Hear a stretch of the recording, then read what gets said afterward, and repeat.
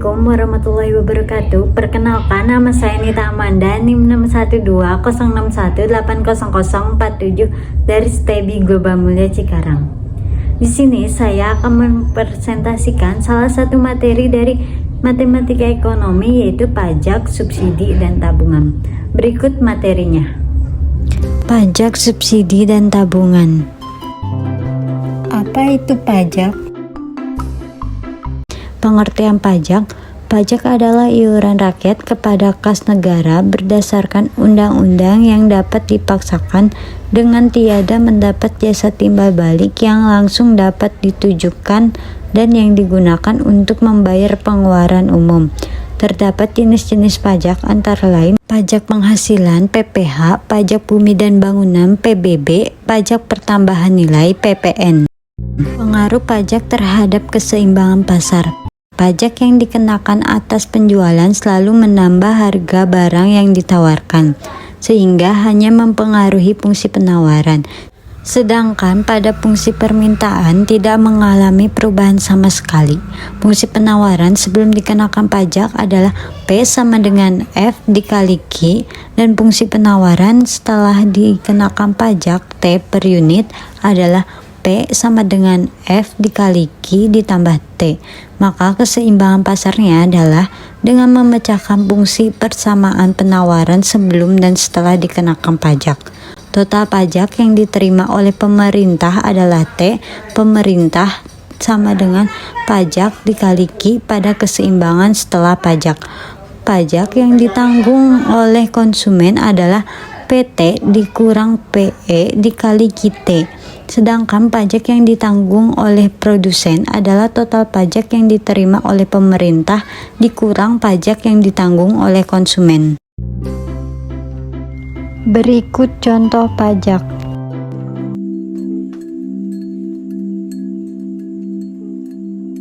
Aja lali sarimpi.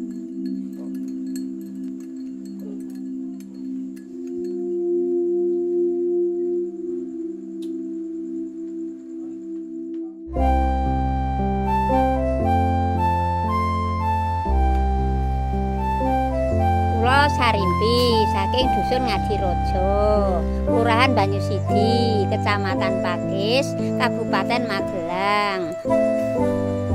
Umure kula 50 gangsal. Lajeng kula kok mboten sekolah.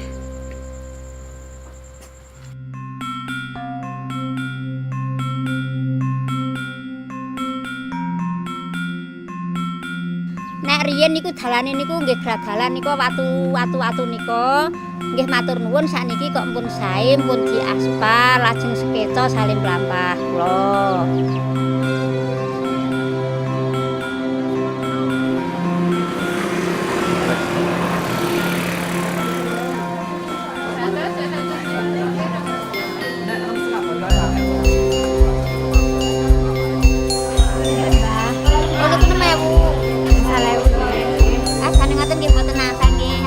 Apa niku dalan rezeki kula. Atas 7.000. Iki Mbah nyatrane. Kula pun bayar pajak ning kantor pos sedasa 1.000. Kula ikhlas bayar pajak niku. Kagem bulan 10 sedasa 1.000 nggih.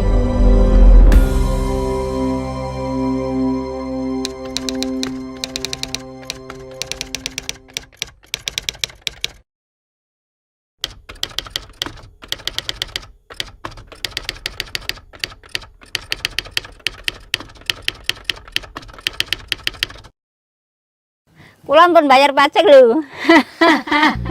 Selanjutnya, contoh alur dan penagihan pajak.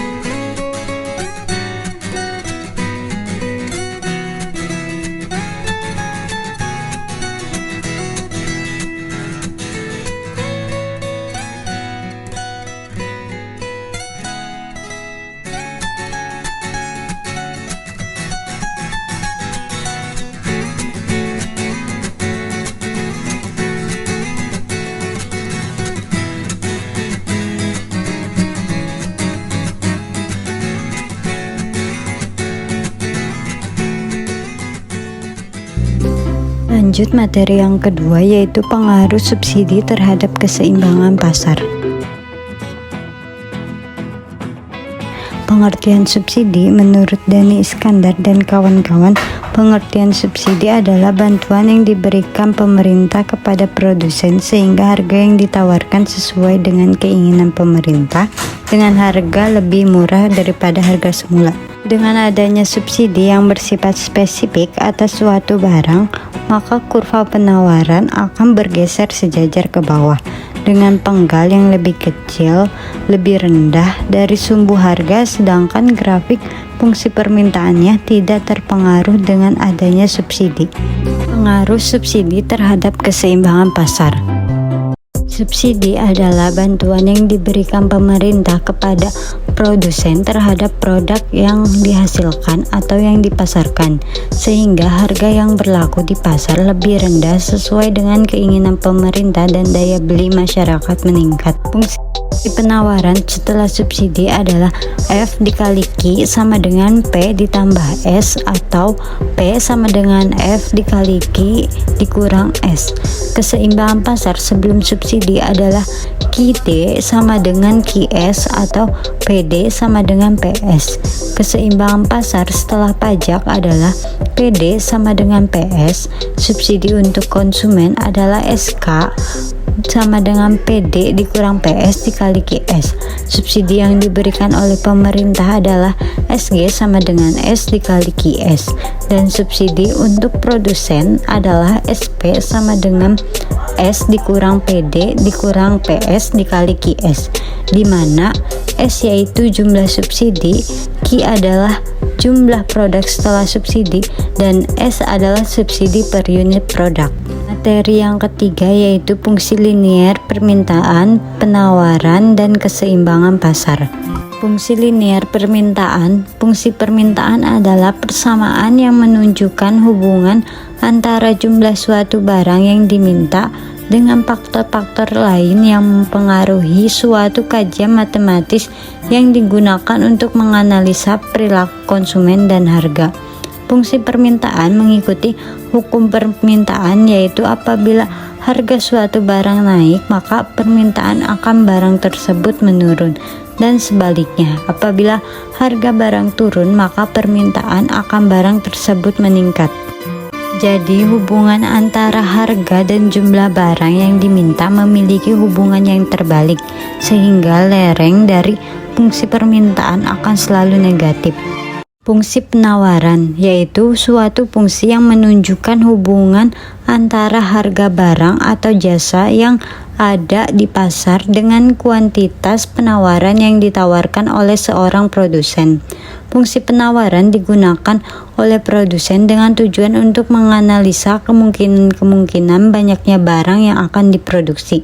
Hukum fungsi penawaran yaitu bila harga barang naik dengan asumsi ceteris paribus, yaitu faktor-faktor lain dianggap tetap, maka jumlah barang yang ditawarkan akan naik, dan sebaliknya apabila harga barang menurun, jumlah barang yang ditawarkan juga menurun. Jadi, dalam fungsi penawaran antara harga dan barang dan jumlah barang yang ditawarkan oleh produsen memiliki hubungan positif. Karenanya, gradien dari awal penawaran selalu positif. Bentuk umum dari fungsi penawaran linier adalah sebagai berikut. QS sama dengan A ditambah BPS.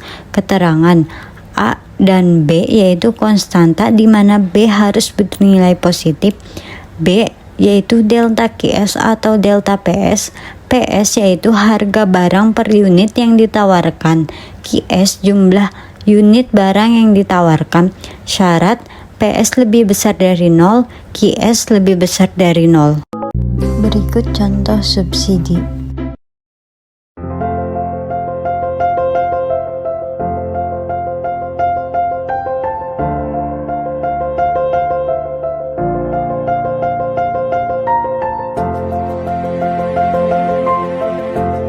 Oh ya, teman-teman, jangan lupa ya, sesuai program Electrifying Agriculture yang udah kita buat, besok ada agenda penyalaan pelanggan di ULP Wariki. Besok pagi kumpul di kantor ya. Tuh, dengerin, jangan kesiangan. Iya.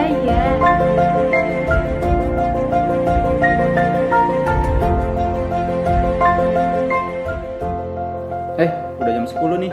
Balik yuk. Iya. Ayo, balik. Tunggu Mas. Udah buruan Pak, udah malam. Tinggal nih. Ayo Pak, buruan. Iya Mas, bener. Semoga besok lancar ya.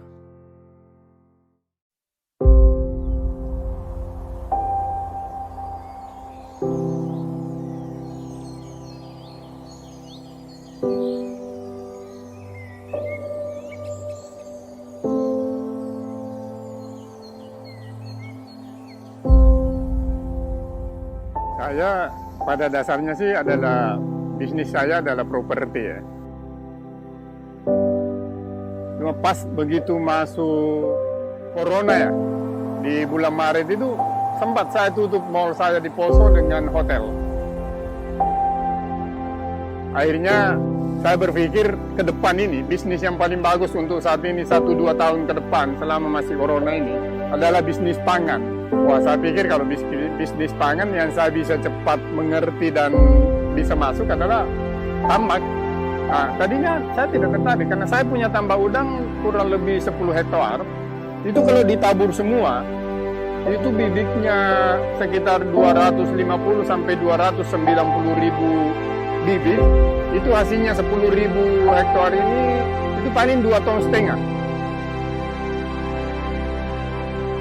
Nah, yang saya paling takutkan memulainya adalah ini tidak bisa mengandalkan genset. Saya tanya PLN, ini bisa nggak kalau dalam 1-2 bulan begitu saya bermohon sudah menyala? Wah, mulai dari Parigi, Palu, Manado, tiba-tiba saya di Zoom. Saya tanya langsung Manado, Pak, bisa nggak 2 bulan? Ah, jangan 2 bulan, kurang dari itu bisa. Sudah.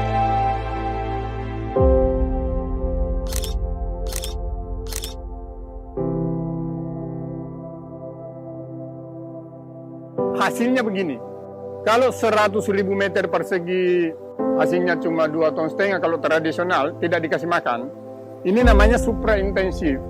Ini insya Allah menurut teorinya dan saya yakini, itu lebih besar hasilnya yang 700 meter ini daripada yang 100.000 meter persegi. Bapak bisa bayangkan, jadi kalau dilipat kalinya adalah 100 kali lipat. Tapi syaratnya cuma satu, harus ada PLN, kalau tidak ada PLN tutup buku. Itu aja.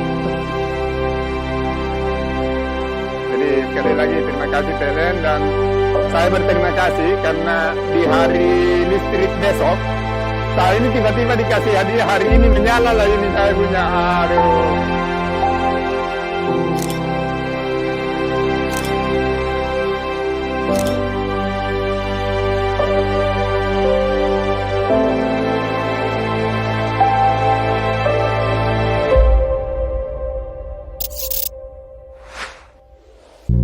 Keseimbangan pasar, yaitu suatu jenis barang dikatakan berada dalam keseimbangan apabila jumlah barang yang diminta di pasar tersebut sama dengan jumlah barang yang ditawarkan. Secara matematik dan grafik, hal ini menunjukkan oleh persamaan Fs sama dengan Fd. Fungsi penawaran sama dengan fungsi permintaan, yaitu pada perpotongan kurva permintaan dengan kurva penawaran.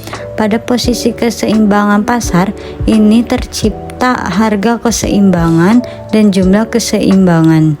Harga keseimbangan ditentukan oleh kekuatan permintaan dan penawaran. Penjual dan pembeli biasanya akan selalu mengambil tindakan yang bertujuan untuk mencapai keseimbangan antara permintaan dan penawaran. Syarat-syarat titik keseimbangan pasar bagi barang dan jasa tertentu harus memenuhi syarat sebagai berikut.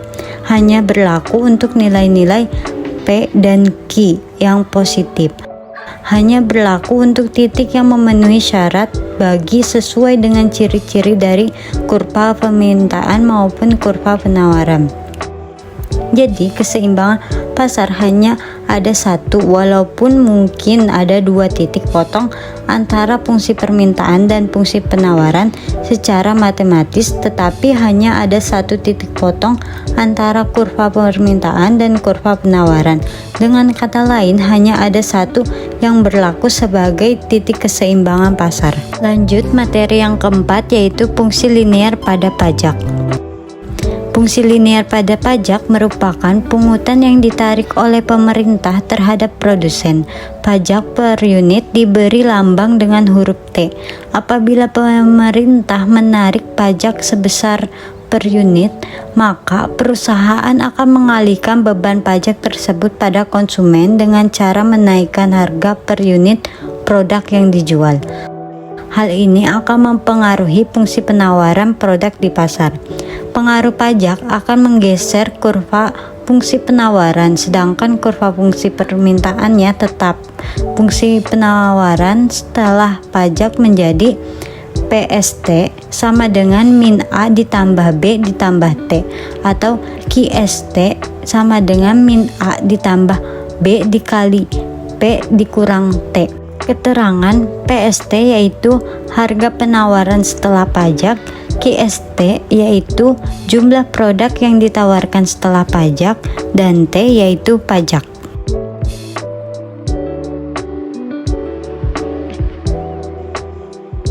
Penerimaan pajak pemerintah.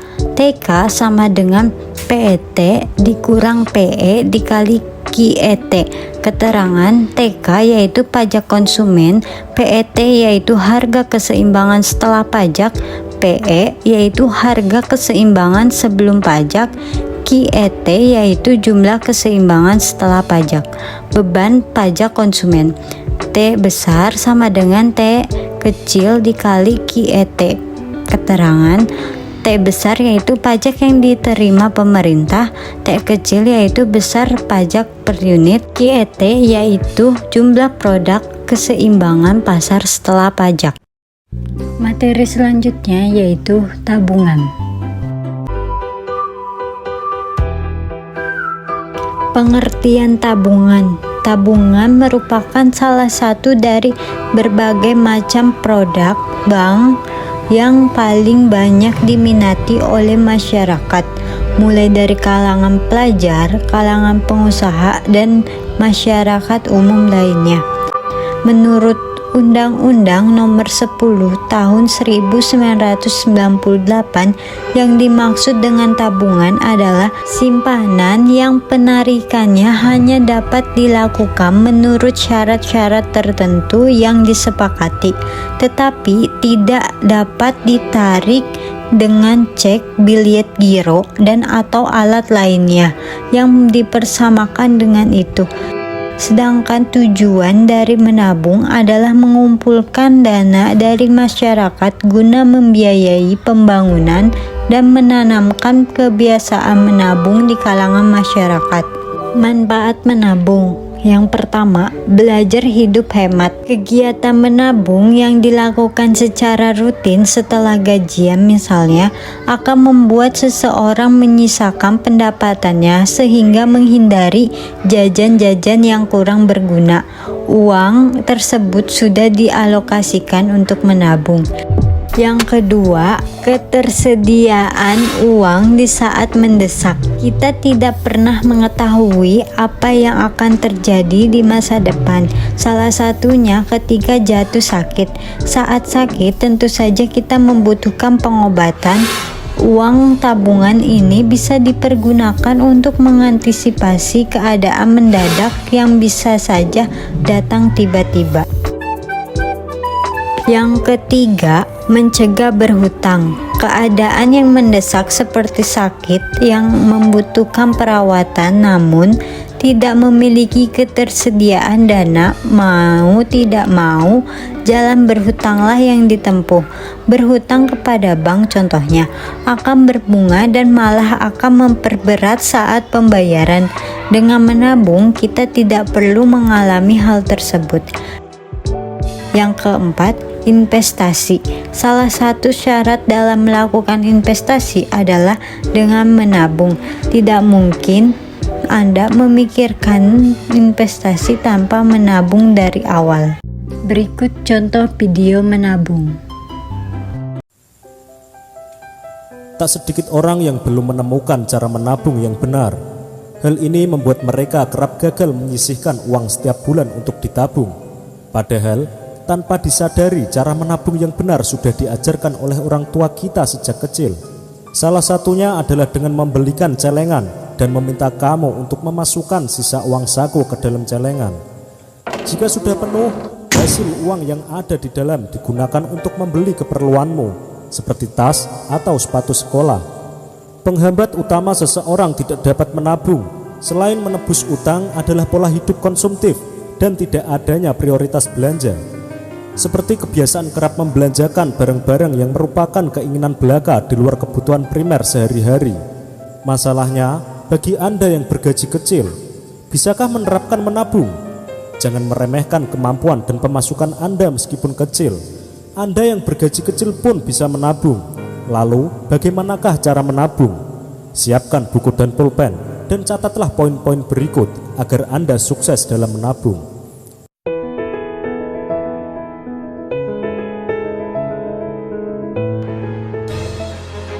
Oke, yang pertama, buatlah tujuan.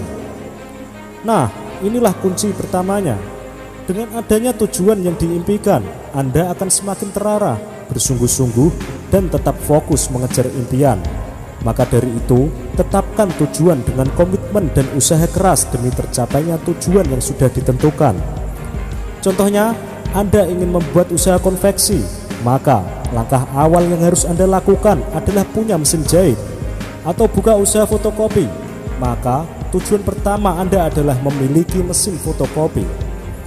Nah, tujuan yang jelas akan membuat Anda menabung lebih efektif ketimbang menabung tanpa tujuan dan keinginan yang kuat.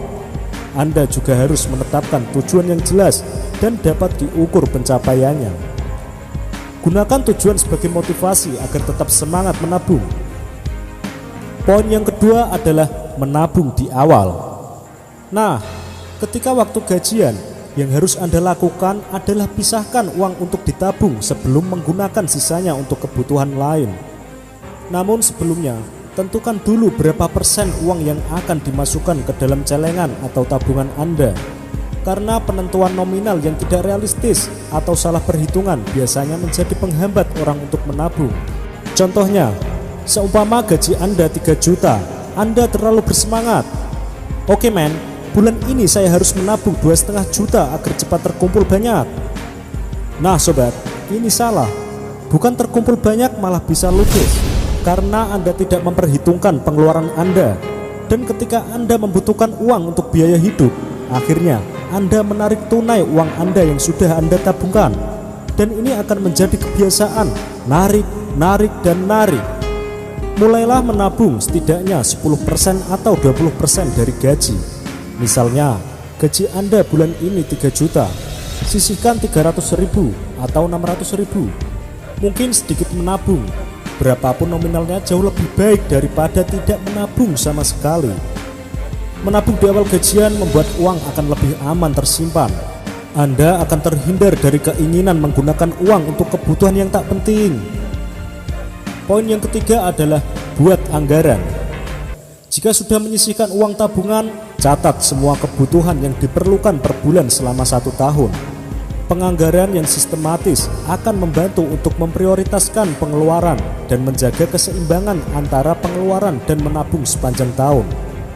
Misalnya gaji Anda 3 juta tadi, Anda sudah menyisihkan 600.000 untuk ditabungkan, dan Anda mempunyai sisa 2.400.000. Hitung pengeluaran harian Anda. Seumpama pengeluaran harian Anda adalah Rp50.000, maka jika kali 1 bulan adalah 1.500.000, Anda harus memecahkan uang Anda menjadi 50 ribuan. Jadi setiap hari Anda tinggal mengambil 50.000 untuk kebutuhan Anda. Nah, sekarang uang Anda sisa 900.000. Hadiahkan sendiri kepada Anda, karena Anda telah sukses menabung. Anda bebas menggunakannya, misalnya uang untuk makan enak, nonton, atau jalan-jalan. Sebab cara menabung yang benar bukan berarti menyengsarakan diri. Sekali lagi, saat membuat anggaran bulanan, tentukan prioritas kebutuhan. Hindari mendahulukan keinginan. Terkadang ketika Anda mengunjungi pusat perbelanjaan, secara tidak sadar Anda akan membeli apa yang dilihat hanya karena menginginkannya, bukan karena kebutuhan Anda. Oke, poin yang keempat adalah lunasi semua hutang. Sebelum memutuskan untuk menabung, ada baiknya untuk melunasi segala utang terlebih dahulu. Hutang akan menjadi beban pikiran tersendiri apabila tidak segera dilunasi, dan justru membuat keuangan semakin tercekik. Dengan bebasnya dari segala kewajiban membayar utang, maka Anda akan semakin fokus menyisihkan uang untuk ditabung. Nah, oke sobat, itulah tips menabung. Semoga video ini bermanfaat untuk sobat semua. Segeralah untuk memulai menabung. Jika tidak dari sekarang, kapan lagi? Demikianlah beberapa hal yang dapat saya sampaikan. Mohon maaf apabila ada tutur kata yang salah dan materi yang kurang. Mohon kritik dan sarannya. Semoga apa yang saya sampaikan dapat bermanfaat. Terima kasih. Wassalamualaikum warahmatullahi wabarakatuh.